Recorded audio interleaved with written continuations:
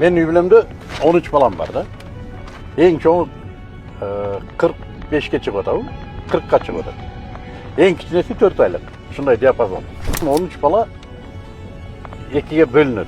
Эки муунга бөлүнөт. Жогорку муундарды мен бул 90-жылдын балдары деп коем да. Булар өздөрү балалуу болуп, өздөрү үйлүү жайлуу азыр, өздөрү бала тарбиялап атат, катын баштап атат дегендей. Булардын дүйнөгө болгон көз карашы такыр башка. Булар кыйынчылыкты көргөн балдар, аздыр көптүр. Аздыр көптүр. Мисалы үчүн биз жана жер алып, жерде көөлөк менен үй салып баштап, ошо тиричиликти баштаган балдар да. Кийинки муун бул интернет муун да. Булар кыйынчылыкты көрө элек. Булардын дүйнө таанымы такыр башка.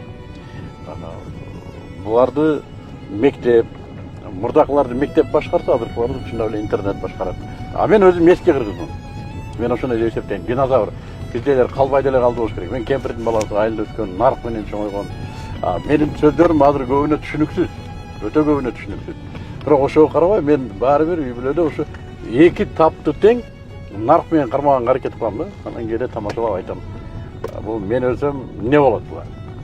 Же кыргыз эмес, же интернет эмес деп. Ар бир эле атаны алыса керек. Ушундай үй бүлө ушундай диапазондон турса кызык да болот экен.